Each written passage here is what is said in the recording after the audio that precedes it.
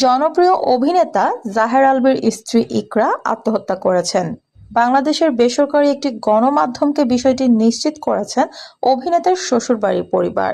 শনিবার ২৮ ফেব্রুয়ারি দুপুর ১:৩০টার দিকে মিরপুর ডিওএইচএস এলাকার একটি বাসায় এ ঘটনাটি ঘটে।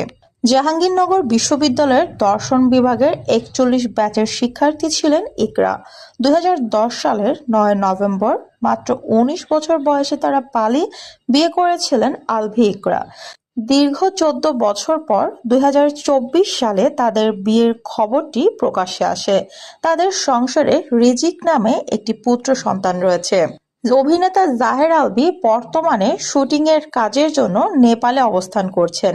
তার সঙ্গে যোগাযোগ করা হলে তিনি বলেন, আমি এখন কথা বলার মতো অবস্থাতে নেই। খুব শীঘ্রই আমি বাংলাদেশে আসার ব্যবস্থা করছি। বাংলাদেশে এসে সম্পূর্ণ বিষয়টি আমি ক্লিয়ার করব। তবে সবার কাছে আমার রিকোয়েস্ট, তার আগে আপনারা কেউ কোনো প্রকার গুজব ছড়াবেন না, আর গুজবে কানও দেবেন না। আলভী আরো বলেন, আপনারা সবাই আমার মৃত স্ত্রীর জন্য দোয়া করুন, আল্লাহ যেন তাকে জান্নাতবাসী করেন।